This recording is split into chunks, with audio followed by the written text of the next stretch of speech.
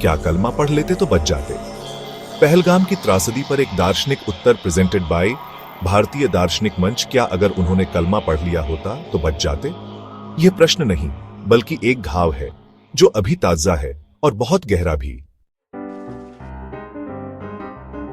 यह प्रश्न कश्मीर के पहलगाम में हाल ही में हुए आतंकवादी हमले से उठा है, जहां निर्दोष पर्यटकों पर गोलियां बरसाई गईं। बचे हुए लोगों में से कुछ ने बताया, हमसे जबरन कलमा पढ़वाया गया। जो नहीं पढ़ पाया उसे वहीं गोली मार दी गई। अब यह प्रश्न हवा में तैर रहा है, क्या जान बचाने के लिए कलमा पढ़ लेना चाहिए? मेरा उत्तर है नहीं, क्योंकि यह सवाल जितना सीधा दिखता है उसके पीछे की मानसिकता बहुत जटिल, बहुत खतरनाक है।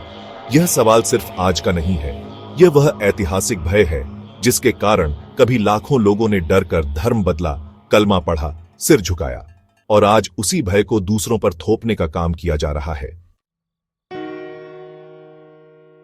कहने वाले कहते हैं, अगर जान बचानी थी तो पढ़ लेते, पर सवाल यह है, क्या जान बचाना स्वत्व खो देने की कीमत पर सही है?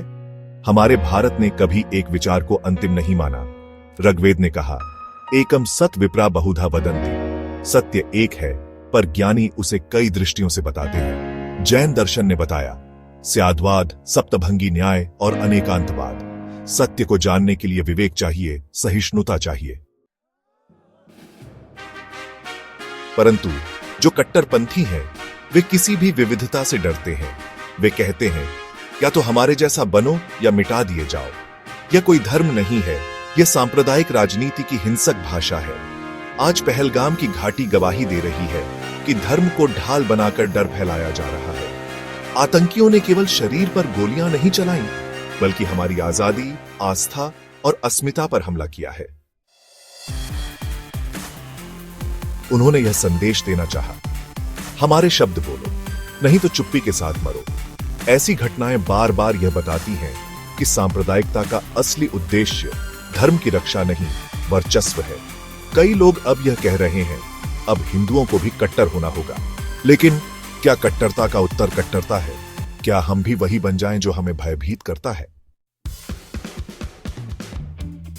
अगर हम भी केवल हमारा सत्य, बाकी सब असत्य की नीति अपनाएं, तो हम इस संकट का समाधान नहीं, प्रतिरूप बन जाएंगे।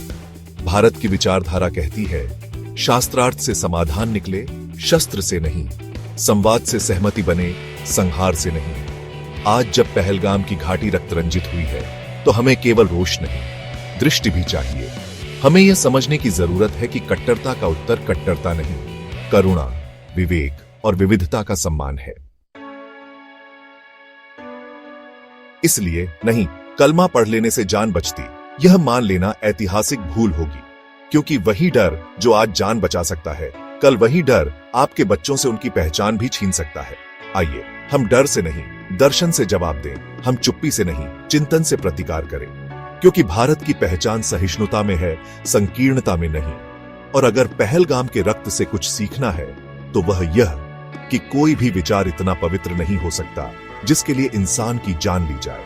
शांति ही अंतिम लक्ष्य है और विवेक उसका एकमात्र मार्ग। सब्सक्राइब करें, सोचें, संवाद करें।